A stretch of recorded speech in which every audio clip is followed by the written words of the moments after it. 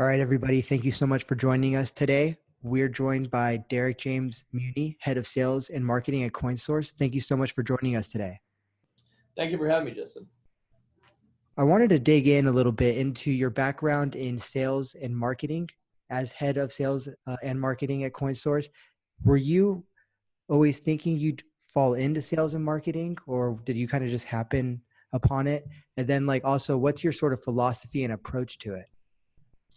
Great question. So my background is in relationship management, sales, and marketing. Kind of a pedigree of that. Even my father, he was a co-inventor of ACT, which is the first contact management software program there. So even as a little boy, I had my the glass on my dad's office door, listening to how he was managing his relationships and closing deals. So I guess you could say it's definitely in my blood. As far as a philosophy, I definitely carry over what I've learned prior to jumping on the with CoinSource, which is full transparency, an honest approach, and obviously just believing in the product that you're selling. And that's definitely what we're doing here at CoinSource. We pride ourselves on the transparency from not only to our end users, as well as our clients and the location owners as well. So when you mentioned closing a deal, could you kind of discuss what you've learned about that process over the years? Well, with the amount of traveling that I do, we definitely get to be on the forefront of not only where, but who is looking for and using Bitcoin ATMs. Obviously, our model and the Bitcoin ATM model as a whole, we rely on obviously location owners to host our machines here, just because without their brick and mortars, these kiosks obviously wouldn't have a place to be. So our philosophy has always been, once again, we pride ourselves on our transparency. We really, at CoinSource, we built out our own proprietary software system. And part of that, obviously, is the peace of mind that we give to the store owners, knowing that we're the only nationally banked and compliance-centric Bitcoin ATM operator in the business. We were the very first Bitcoin ATM operator to even ever receive the BIT license from the New York Department of Financial Services. And it's because of our compliance-centric focus from day one and dollar one with each and every one of our customers. So what's great about that is when store owners are, whenever I do travel around the country and store owners are saying, well, what type of customers are you saying that you're going to be bringing into my store? Well, we can always give them the peace of mind that, because we KYC, which is know your customer, and we ID verify every single one of our customers, we can tell them that not only are we bringing in increased in-store foot traffic, given the fact that, say, take gas stations, for example, you always see a large footprint of Bitcoin ATMs. Pay at the pump technology destroyed in-store foot traffic at C-stores and gas stations. So what our model does is it actually helps increase in-store foot traffic back into those C-stores and gas stations, which actually helps for them to increase their in-store sales as well. And we're bringing them high caliber customers in there that can pass a background check, because we don't allow anybody with any kind of financial crimes or felonies to even become a CoinSource active account holder. So that's what's great, because it satisfies every aspect from state and federal regulators and licensing, and gives a peace of mind of the store owners, knowing that they know that we're bringing in and we're highlighting their location to a high caliber cash customer that's going to be coming in to use our machines in their stores. What's the biggest challenge in trying to sell a disruptive technology like Bitcoin ATMs?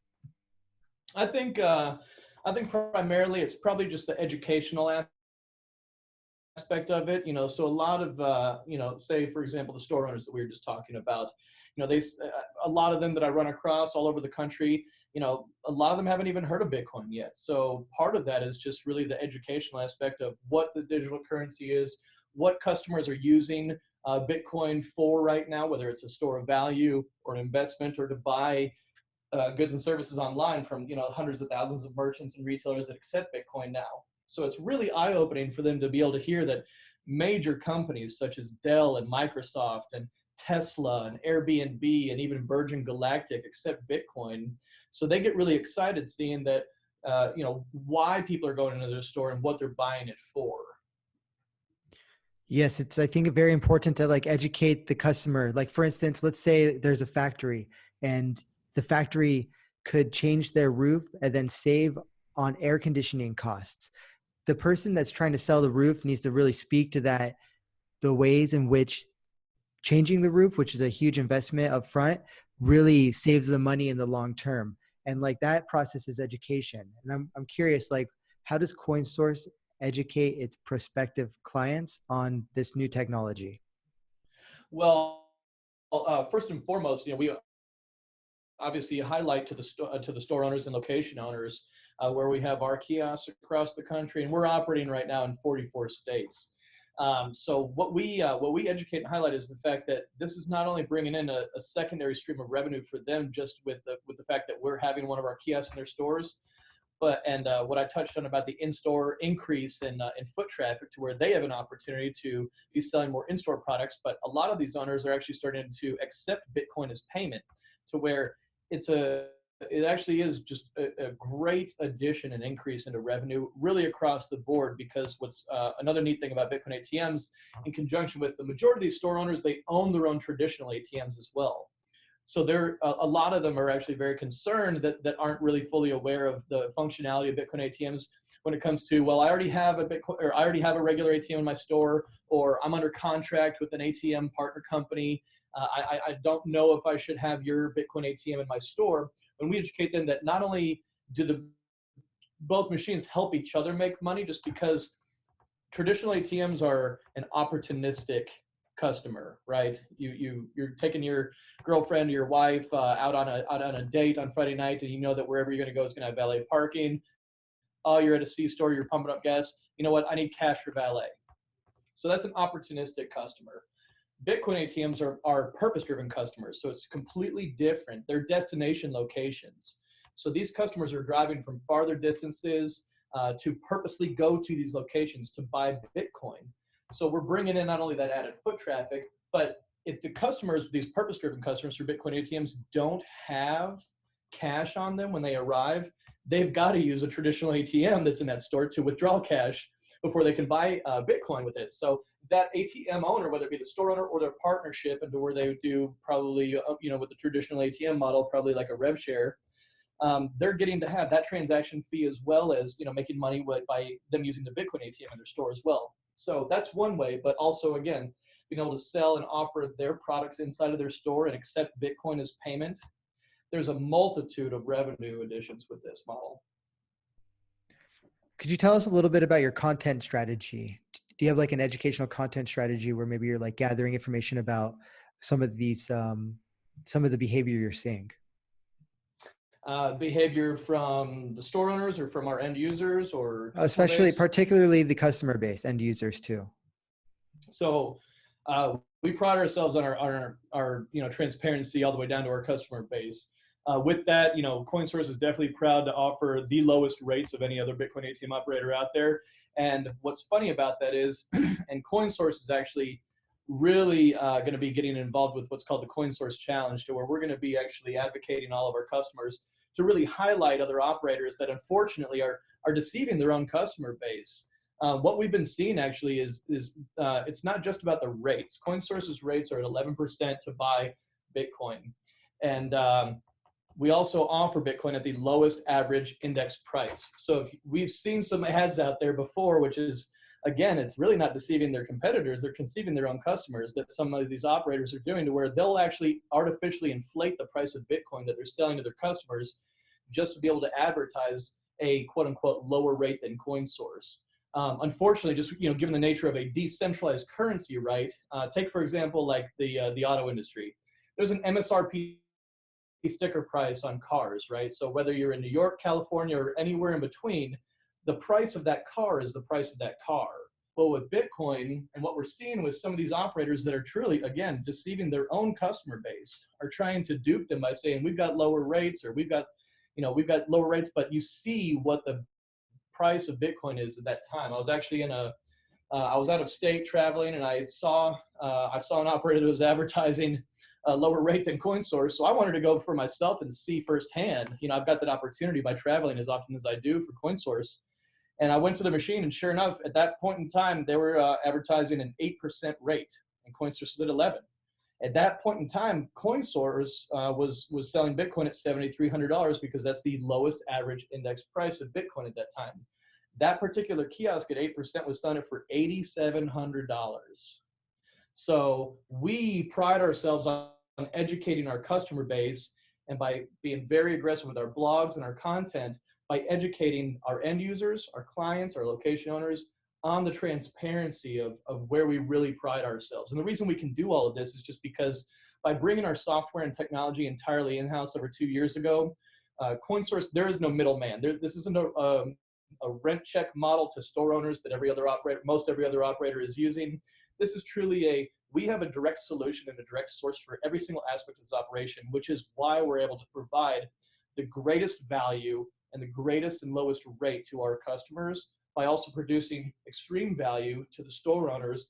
And we've also introduced what's called our platform as a service, to where we have a turnkey white glove solution for anybody that wants to own their own Bitcoin ATM network. We use all of our in-house solutions to be able to provide that type of a service and opportunity for anybody that's looking to own their own Bitcoin ATM network. And it's because of that transparency and that in-house direct source, direct solution technology that we built out, that we're able to do that and keep pushing the ball forward and keep bringing Bitcoin to the mainstream and having global acceptance with it. So what platforms are you seeing like kind of most engagement on in the crypto industry today for this content? Ever since 2000, about mid 2018, there was an interesting turn with the marketing approach with cryptocurrency as a whole. And part of that was that you saw a lot of the major platforms, Google, Facebook, Twitter, they kind of put a moratorium on being able to do any kind of paid advertising, just during that kind of the volatility, if you will, and the semantical rates of the price of Bitcoin. So a lot of other operators had to really start thinking outside of the box, and there really were no other solutions. So we actually created an in-house solution for a pretty unique way of being able to not only advertise our Bitcoin ATM locations, the price, the directions, the store hours, everything on a network of 75 plus different websites, from location directory listings, search engines, social media, even voice search. You can now use Alexa to say, hey, Alexa, find the closest CoinSource Bitcoin ATM. And Alexa will give you directions right to that location. Could you talk about, that's great. Could you talk about that a little bit, about implementing Alexa, the process for setting that up, and why you went with voice? Well, voice search is a continuing industry that's just going to keep growing and growing, and it's just the user experience, right? A lot of people, it's just smart technology. A lot of people are utilizing the fact that more and more Alexa units are being, or Alexa technology is being used, more and more Google Home, what have you. Voice search is just becoming a very, very hot technology and a hot solution for consumers to, when they're on the go. I mean, take myself, for example. I'm constantly on the go for CoinSource. And it's that ease of being able to say, I'm an iPhone user, right? So I can say, hey, Siri, and get right to, any kind of a questions, or if I need to look something up on Google, I can simply just ask Siri. Same thing. So can you talk about like having this sort of hyper like non-fragile approach to content where you're across all these different platforms, so you mentioned that the Facebook and some of the other platforms banned ads across them. I think in general, we've seen decrease in reach across platforms like Facebook and Instagram, not only in this industry, but across all industries. That's why TikTok's had an opportunity. LinkedIn's having an incredible moment right now. So could you discuss, has one social media platform gone from like something that was really kind of popping for CoinSource to a dud, as another one maybe took over in its place? So content is king, and quality of content is the ruler. And so with that being said, we pride ourselves. We got a very active and heavy blog on our website. We see a super high amount of web traffic on a monthly basis. Hundreds of thousands of people are actually searching for CoinSource Bitcoin ATMs on a monthly basis. And that's across Google, right? Correct. So it's interesting because like you mentioned Google, and a lot of people today are really big proponents of building brand on social media, which I think makes a ton of sense. But like there's now this like lack of emphasis on search. And I think that's created an opportunity for the people that are willing to put in the work through like a blog and like fill in those keywords, because that does work. And people are, although you guys are kind of looking 5 to 10 years out at voice, people are still Googling things. So could you discuss like search and that like search that is a Google search approach via the Yeah, yeah, blog? absolutely. So part of that, and what makes search engine optimization and search engine marketing such a vital aspect of really any business, regardless of the industry or technology or or product that that a company is offering, is the fact that again, not only is content king, but Google is obviously, as everybody knows, a very smart technology, and their algorithms are ever changing. So the reason they put that moratorium on paid ads is just because anybody can, with a check, can put whatever content they have, and it really isn't validated and it really isn't earned. So with organic search and with organic content and the metadata behind it, you have to know what you're talking about. You have to know the product. You have to know the industry. We just actually see another operator that doesn't even know that blockchain is one word. They just tweeted something the other day and they used blockchain as two words. So it's things like that that, again, with that transparency and the education that we pride ourselves on giving to our customers and the end users, it really gives that credibility, and Google's algorithms pick up on that credibility. They see that it's quality content. They see that it's the right message targeted towards the right audience, and the audience is receiving it well. They stay on those pages for longer and longer. They read the full blogs. They read all the content, and that's so much more credible than just a paid ad. So we definitely encourage people to look past the paid ads, because you never know where that's going to take you. And a pay-per-click campaign is simply just that, as opposed to taking the time to research, to educate yourself, to educate your customer base and your viewer base as well, which we pride ourselves obviously on our viewer base growing just as much as our customer base itself, because those two do intermingle quite well. Could you talk a little bit about where you see Google going in the next 5 to 10 years? So, and not only that, but also I'm curious right now, like what sort of content do you think performs best in Google search right now? Like from what I've heard, people seem to think that like asking questions, like writing content based on a question, like what is Bitcoin, is something that Google's looking for, because that's something people are Googling. What's your insight into like the state of, I guess, the written word in the context of Google search, and where you see Google going in 5 to 10 years? Well, they're definitely going to be ever evolving and ever changing, such as every industry. Google's very, very good and very progressive when it comes to how they use their ranking as far as search goes. And you're right, Justin, you hit the nail on the head. The majority of people are utilizing search for answers, for solutions, whether it's to questions or problems or what have you. So being able to curate and create the content that helps answer those questions, Google is ranking that content much greater than saying, like a braggadocious ad, if you will. So if you're actually providing tangible solutions and answers to commonly asked questions, Google's going to reward you organically by ranking you higher. And we continue, and so the foresight for where we're predicting Google to be is they're going to get even more and more aggressive with that approach and that technology and the way that their algorithm works, which is to where the more and more questions being asked in a similar fashion or similar industry, Google's going to start to have a preferred, almost like a preferred, like a vendor, a preferred content provider to probably be ranking higher than even paid ads, just because there's going to be a credibility aspect to search that's going to be coming out in the future, to where it's not just the quality of the content, it's also the credibility of who's distributing that content. And that's where we really see search going in the future.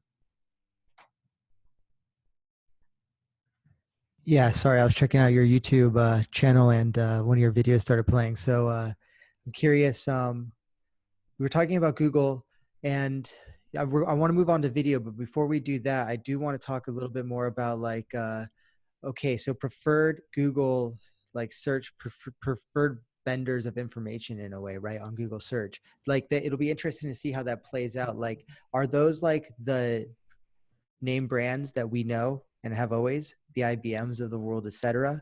I mean, you name it, Coca-Cola. Or like, is there an opening here where smaller brands in crypto industry, that's startups, it's small businesses on Main Street, can create content, quality content ad nauseum, which I think probably means hanging around .edu and .gov sites quite a bit, not always and exclusively, but more than what your typical brand's doing currently. And then being able to be that preferred vendor of information will be interesting to see in the next, I don't know, however many years, call it 10 years, because I do agree that like even on YouTube, and we'll go on to YouTube, like I think YouTube's going to prefer to show us Jimmy Fallon because they know they can sell ads around that. Whereas say, um, I mean, you name it, Alex Jones or whomever, like is a far riskier gamble on that front. So I'm curious, like, so there's a couple questions. Like, could you kind of, with your closing thoughts on where do you see that like preferred like vendor situation evolving and what coin sources pulse on it, and then also video. Let's move on to like your plan on with the video. So as far as the kind of closing on the preferred vendor, again, we really feel that it's not only going to be the quality of the content that's being produced, it's going to be how it's being received by the viewers as well. So I mean, take the Yelp model for example, right? To where you've got SMBs that are being ranked and reviewed on the products that they sell and offer. There could be something along those lines with search as well. What, and you already see it right now. Was this ad useful? Everyone sees those questions right now, and I think Google's going to really be leaning, and other searches as well are going to be leaning very heavy on that feedback from their viewership to really start ranking them appropriately and accurately. How's video going for you? We've got a lot of exciting things that we're going to be launching on video. We are in the process of building out kind of a new and robust YouTube channel that's going to be focusing entirely on education for customers, as well as really highlighting our platform as a service model for investors, enthusiasts, independent sales organizations, traditional ATM owners, everybody that's looking to and curious about owning their own Bitcoin ATM network. We're going to have a complete educational channel that's devoted to informing and educating the viewers on how easy it is with Coinsource to be able to own their own Bitcoin ATM network, and really the pros and cons of what's worked for an operator that's been in business for over 5 years, and what hasn't worked. And again, that's part of that transparency model that we have, to where like take for example, like so traveling a lot, I got this a briefcase as a gift, and it's a really nice leather company that really prides themselves on their transparency, and I love their YouTube channel. And I should give them a plug, but Please do. I mean, yeah, if they're doing uh, great stuff, people can check it out and maybe see what they're doing that like appealed to you. But if you don't want yeah, to, great. that's So cool. it's saddlebackleather.com, and and what I'm using, and this is kind of what inspired me for even Coinsource's YouTube for the educational course. So the Saddleback Leather CEO, he actually created a video. It's genius marketing, to where he showed how to make a knockoff version of his briefcases. Because apparently there were people that were trying to knock it off. So what he was doing and why it was so genius is that not only was he educating his viewer base and his customers as far as the quality of his leather goods that he sells, but he was also at the same time educating the same viewers on how to spot a knockoff version of his leather products. So he was kind of talking as if he was to the people, saying, "Hey, if you want to knock off my briefcase, let me show you how you can save money. You can use glue here instead of this product, or you can use this material instead of full grain leather." It was so exciting for me to I was glued to it, to the video, just to watch it, and it really is what inspired a new campaign for us here at Coinsource, which is the same kind of an approach, to where, you know what, here's how you don't go about owning your own Bitcoin ATM business. Here's how you say no to the rent check model that other Bitcoin ATM operators that rely entirely on third-party systems and software solutions, in order to just give you kind of the crumbs of a business model. And then here's how Coinsource does it, to where we allow and have built out a technology and a platform to where anybody can own their own Bitcoin ATM network. And here's how easy it is to do so with Coinsource. So it's the same kind of transparency as what inspired me from, again, just a leather, a leather company, a leather goods company, that we're going to bring it into a financial technology and financial services company. So there's synergy between clever marketing, clever executions, and clever platforms. And we just, we love that, again, we love and pride ourselves on that whole transparency model. So I think that, yeah, we're moving to like a whole new world where there's like radical transparency, and that includes brands. Like they need to be, like you said, like that guy basically told you how to like take his business, like not like do what he does, but at least like undermine you buying from him. And I think that people really respect that because we've been sold to so aggressively for so long. And that approach is like sort of what's like, it's at least, if not, well, I don't think it's a trend. I think it's really something that we're going to see like become like the norm in the long term.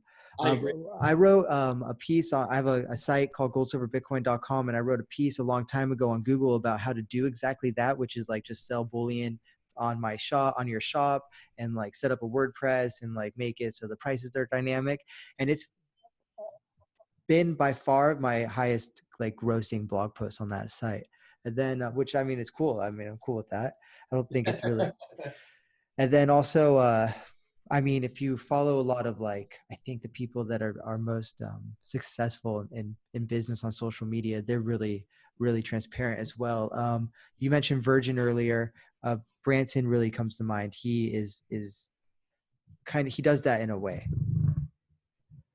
Not how to like have your own airline or anything, but the tactics that he implemented when he started that worked best. And a lot of it is like, being transparent, but also, not being worried about what other people think. He talked about how he wore like crazy costumes and stuff. So yeah, radical transparency. I think that's like really what all the brands that aren't doing that are kind of suffering, I think, or at least they're very vulnerable. I agree, and I think the vulnerability really is going to show the longevity or lack thereof of a lot of different business models out there, not just in financial technology, but really everything. Consumerism drives everything, right? So it's consumer demand, and they appreciate and are going to begin to expect that same kind of transparency.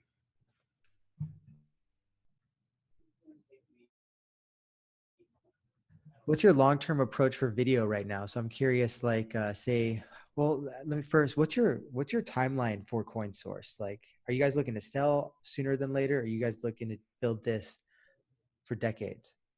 Oh, we're definitely in this for the long haul. Okay, We okay, cool. So with that said, I'm curious, like, what's your like kind of long-term video vision?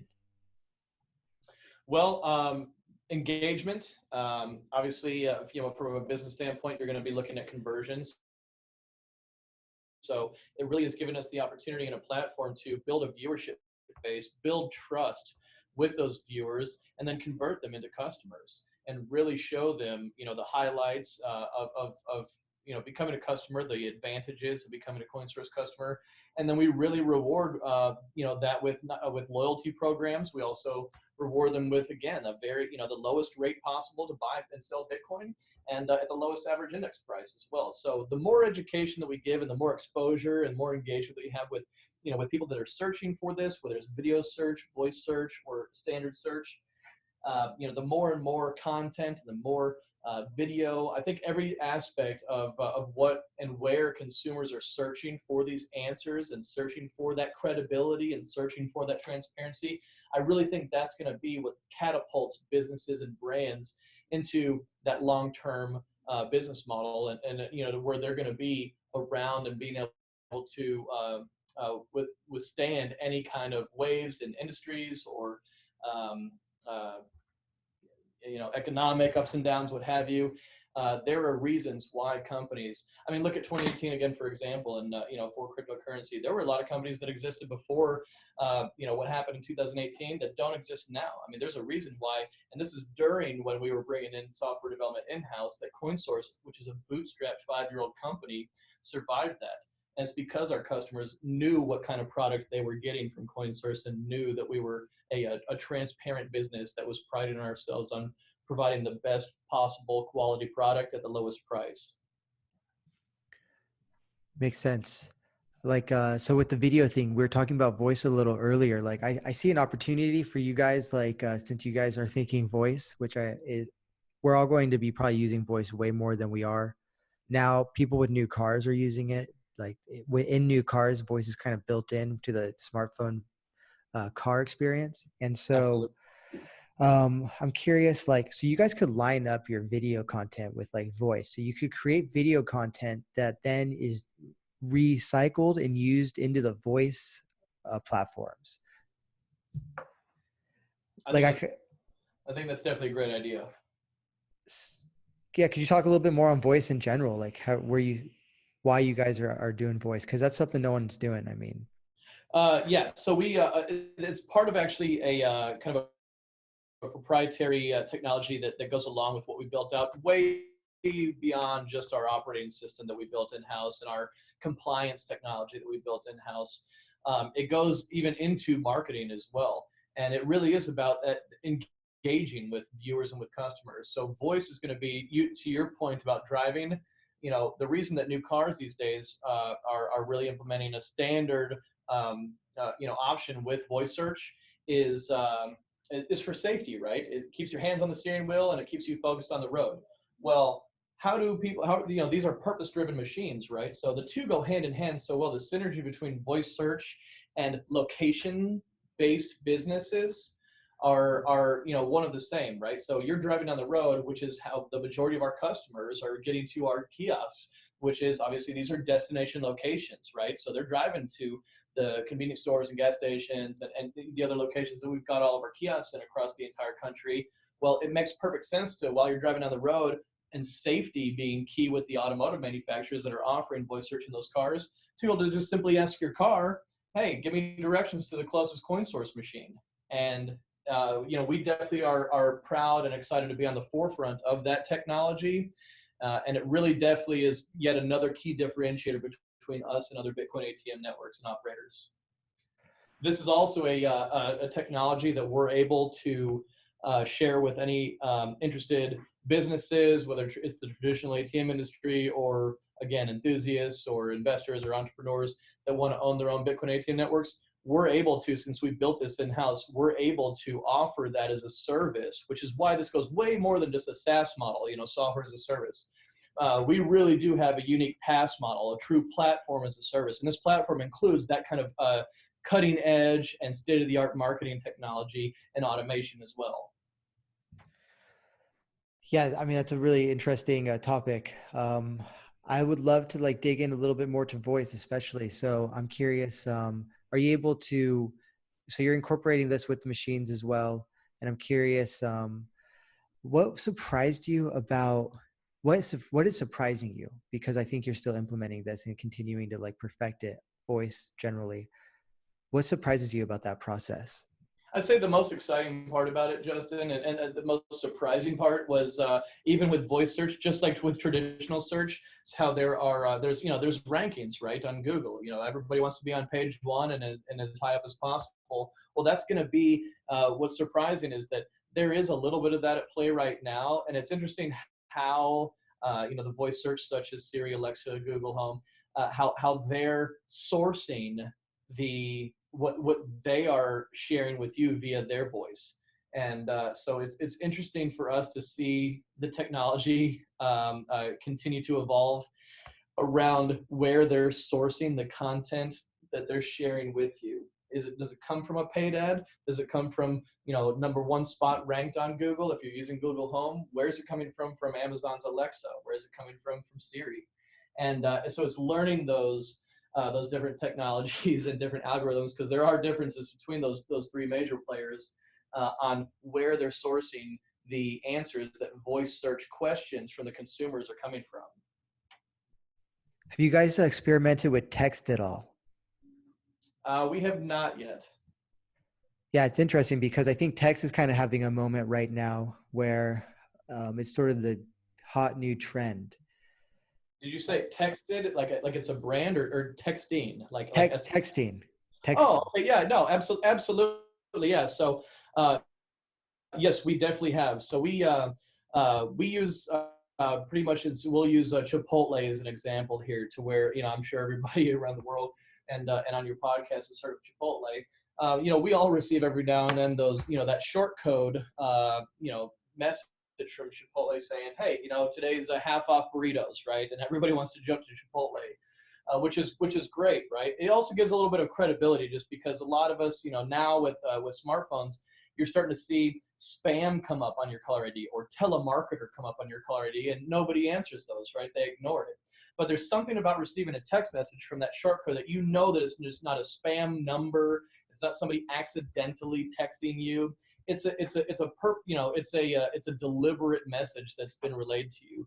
So with part of our operating system and software, we offer an opt-in service to where if they'd like to receive occasional marketing or promotional products messages via SMS, they can opt into this and opt out at any time as well.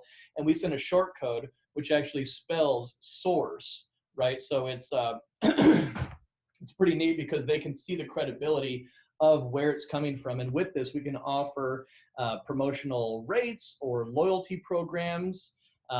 We can also highlight and educate with customers in specific zip codes or regions to where we've perhaps maybe just put in a few new machines to where there's more that service that region or that area or that city. And it really does help promote not only more customers going to more of our locations, but it also helps educate them and keep them aware of where we're going and where we're headed. So it definitely is part of that key communication, key transparency. Hey, we put 4 more machines in your city. Let us know if you have questions. Here's directions to them, and we can even send discount promo codes to them as well for it. So a lot of exciting stuff once we brought our technology and our software in-house to where we can offer a lot of great products and services, including promotional items to our customers. Could you discuss the way in which texting with like a client base or customer base differs from communicating with them on social media? In my gut, it's like almost a little bit more intimate. You're like in their pocket. Could you discuss the difference? Is there a difference? I agree with you, and we feel, we definitely feel the same. So when when we're texting our customers, they actually are that. They are our customers. So there is an opt-in, so our website, they can opt into our Coinsource newsletter, right? But perhaps that's not a customer of Coinsource's. So the way that the transaction process at the Coinsource Bitcoin ATM works is they enter their phone number. It almost acts as their account number. And then it asks them, it's voluntary, it asks them if they'd like to opt in to receive these promotional or marketing text messages. So at that point in time, they've already been to one of our kiosks. They already are a customer of ours. And so the success rate of them wanting to opt in to receive the occasional promo or discount or just announcement is a lot higher than social media, to where they may or may not be your customer. SMS is a lot more intimate, just because the fact that we know that these are qualified customers and qualified contacts that are interested in wanting to know what it is we're sharing to them. Yeah, that's great. I love it. We have like in broadcast media, they call it like oh man, I have no idea what it's called. It's like background effects, but they have some official terms. So we've got like, I love it because we got podcasts, and I always do podcasts. And we've always got like apps buzzing and ringing and chiming and stuff. It's just sometimes the like background effects is like the rushing water of a lake or something when the story's different. So we're on theme here. So like could you discuss the marketing automation suite? Like, what's the checklist there that you guys have developed? Again, engagement, education, and solution providers. So we pride ourselves on live 7-day customer support, all the way down to the kiosk level, to where customers don't need to necessarily be right in front of our Bitcoin ATMs to receive answers from live customer support. That rolls also into SMS. We do a full suite of SMS customer support, live chat on our website, and all of that plays into effect. So social media, that's a great customer support platform, not just an engagement platform or an advertising platform, but that's to where also you harness the relationships with your existing customers and provide them with answers and solutions to, issues, questions, comments that they may have in live time.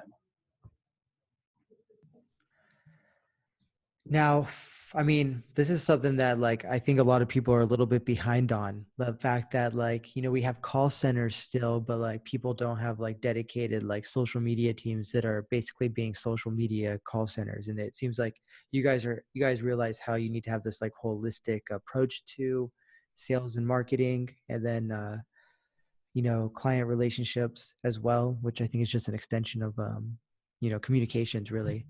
So, could you discuss how like any of these technologies like synthesize with any other aspects of the business? Does this help you on the business development front at all?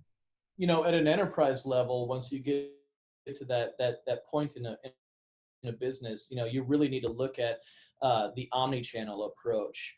And so, every channel and every outlet that we have available, we utilize to be able to provide that kind of support from a customer support basis, as well as that credibility as far as they're asking somebody in live time, regardless of what platform they're on, that they're talking to in-house expert trained customer support reps that are here in CoinSource. We're headquartered in Texas, and they're here in Texas. We don't do anything overseas, but to where it's a third party call center, what have you. Everything is utilized in house with CoinSource, and that's where really we can protect our brand and provide the highest level of support to our customers, knowing that they can count on us 7 days a week to provide any answers to questions or concerns they may have by using our kiosks, or even before they become a customer of ours and they want to know a little bit about perhaps our enrollment program or these customer loyalty programs, or where our locations are or where our new locations may be.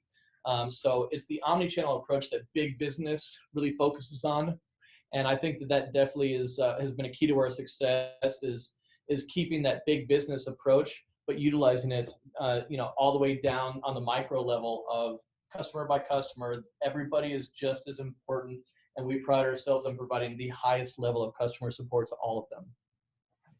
You mentioned finding locations, and I find increasingly on Google Maps that when I go to a location like a 7-Eleven, let's say, like it will be closed down or something. And yeah, that's happening more and more. I think, especially as retail maybe needs to reinvent itself. That's something that, you know, big brands need to be able to like figure out how to make sure people aren't going to their closed down branches because it doesn't look so good.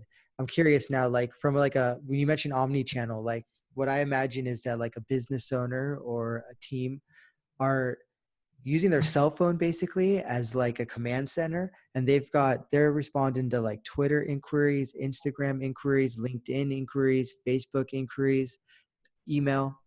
They're then not only creating content for all those platforms, but responding like even in the comments, not just the messages. What do you think about that? I think that's great. I love seeing that.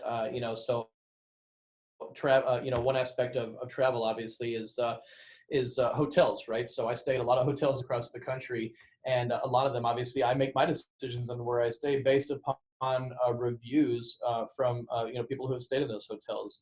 And I always love seeing the either owner or senior management of those hotel brands, thanking the reviewers, whether they're positive or negative reviews. I love seeing that personal touch to where they're engaging and trying to right a wrong that may have happened, or just simply thank a customer that was really happy with the experience they had with their staff or their stay or all of the above. And that's something that we definitely pride ourselves on as well.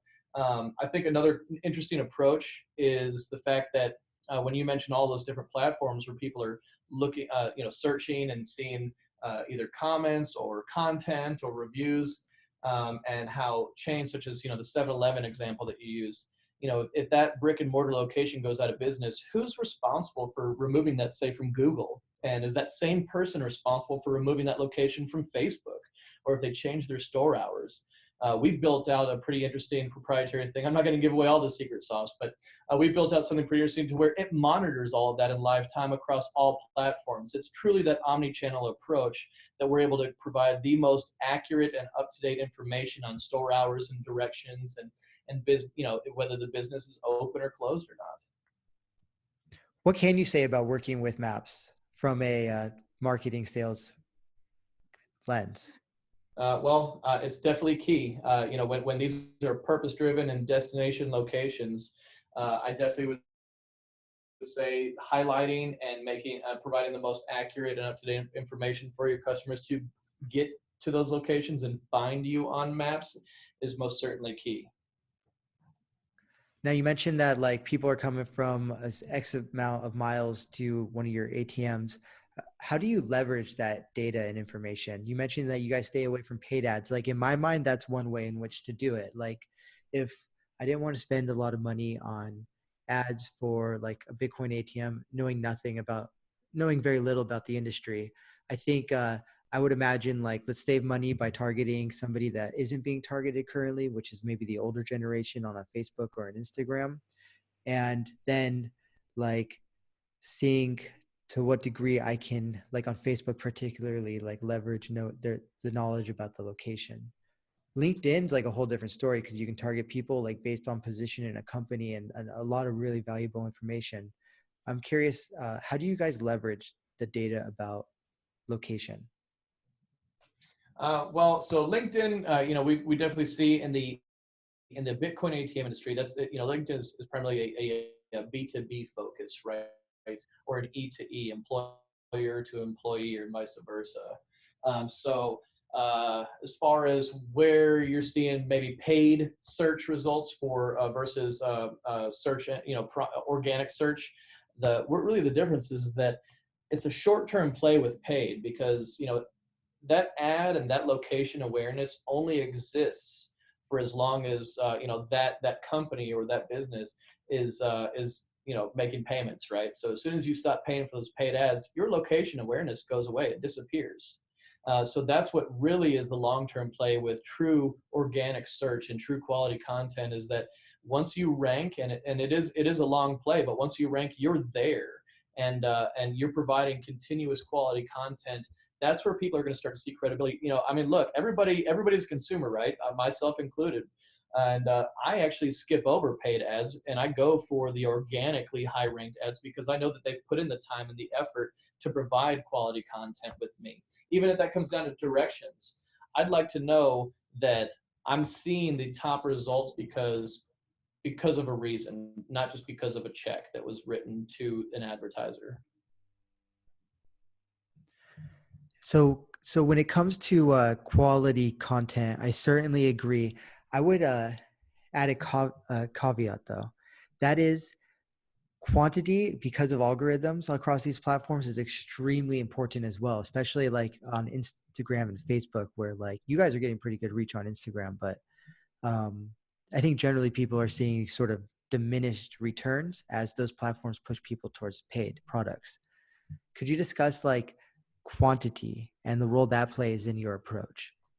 I think that actually plays into what happened in 2018 to where there was really a hold on paid ad is because there was blurred lines between what's quality versus quantity and really the return on that. And I think that the paid approach, it definitely is an effective tool to kind of instantly get your brand or your product out there. But it really is a crapshoot on the quality of who's clicking on those ads. Is it targeted to the right demographic? The right demographic is going to be doing the right kind of searches. I mean, this is a digital currency, so these are digital. It's a digital product that's being searched for digitally.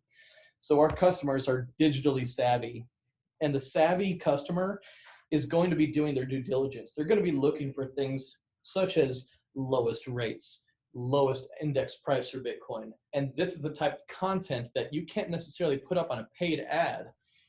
It's content that truly is earned organically. So we're not entirely bullish just on organic search, but we definitely know the quality of the long-term play by providing accurate and just top-notch content. We touched on LinkedIn briefly, and you mentioned how that was more B2B, E2E, which is an interesting point indeed, actually. But I'm curious, like as we see like LinkedIn kind of as being the happening place right now, like it's almost like a party going on. It's like a never ending Christmas party at work.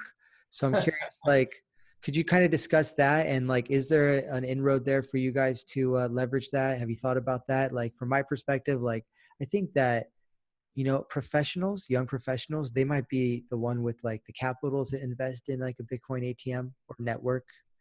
But I'm curious, like, what are your general thoughts on LinkedIn right now probably as it pertains to crypto more than CoinSource, but definitely interested in hearing like your thoughts through the lens of CoinSource too. In regard to crypto, I think that I think that people are utilizing LinkedIn right now for, again, it comes down to credibility, right? So they're utilizing and leveraging LinkedIn to find the credible sources, the credible LinkedIn profiles that are talking about cryptocurrency. But when it comes to CoinSource in general, I think that, now that we have a true B2B model, right? Because the other Bitcoin ATM operators out there, really, it's just a B2C limitation that they have, because they don't have their own proprietary software technology. They don't have their own proprietary operating system. They rely on third parties. So all they can offer is, Bitcoin at an inflated price and high rates, and any store owner that's interested in having one of their machines in their stores, hey, here's a flat rent check, and we want to shark your customers.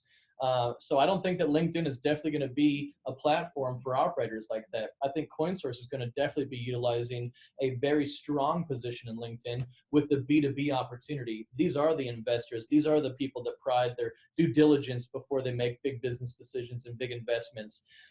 That they're going to see what the company structure is like, what the company culture is like, what the company voice is like, and really where the company has been and where the company is going. And so LinkedIn is a tremendous platform opportunity for B2B businesses, and CoinSource having the unique position with our own, one of a kind platform as a service. It's definitely going to be highlighted on LinkedIn. So in 2030, what do you think the story of the 2020s in terms of sales and marketing will have been? I would definitely say what not to do, and how to leverage, marketing specific, how to leverage your marketing budget most effectively by utilizing true measurable data and analytics. If people aren't making decisions by 2030 primarily based upon data and analytics, then they still are living in the dark ages. What's your pulse on like data and analytics? What should people be looking at? That's it depends how much time you have on this podcast, Justin. We got 2 minutes. They should be looking at a lot. We'll put it that way. There's a lot of effective measuring tools that are out there, and there's a lot of data that is really eye-opening to the people that know what to look for and know what to search for. But we'll leave that to the other operators to discover on their own. What's your thoughts? Your kind of high level overview of like the state of Google Analytics, the platform. I think it's definitely a very robust and informative platform. It definitely is a tool that every business should be utilizing to really get to know their, know not only their viewership base, but who is going to their website, and where are they going? How long are they staying on your website? What are they looking for? What are they searching for? Things of that nature. It's definitely a very, very valuable tool. How long have you been using it? I have been with CoinSource for about 4 years, and I'd say I've been using Google Analytics since day one here, and obviously far beyond my time at CoinSource. Could you discuss how it's evolved over those 4 years or changed? Has it? It definitely has changed. I think that you can start to see a lot more exciting social acquisitions with it. They did have there's a lot of new services and technologies that Google Analytics keeps continuing to roll out and also improve on. So they're streamlining a lot of ways that that you're able to segregate analytical reports and really kind of categorize what it is that you're looking for from not only Google Analytics, but from the data that you're allowing them to see. Yeah, and I think that since you are blogging and that is such a central strategy of what you do, that the analytics is a very valuable tool towards knowing what people like to read. 100%. Absolutely. Great. So what's next for CoinSource? Global domination. No, we're definitely excited to, just a few weeks ago, we announced Forbes actually announced our platform as a service, which, we're open for business. We're definitely On coinsource.net, you can actually go and inquire on owning your own Bitcoin ATM network right now.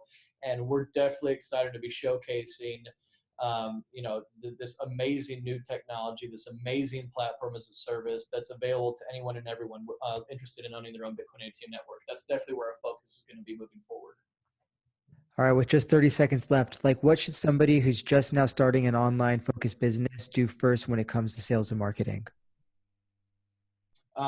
Definitely, have a unique voice, have a fun, be fun, but be serious, but also just be informative. Pride yourself on your transparency and provide memorable quality content to your customers. That's how you're going to build your business, and that's how you're going to build your base, is by providing a fun experience and a fun story to your customers. We spoke today with James Muhney, Head of Sales and Marketing at Coinsource. Thank you, everybody, for listening, and thank you, Derek, for joining us today. Thanks for having me, Justin. My pleasure.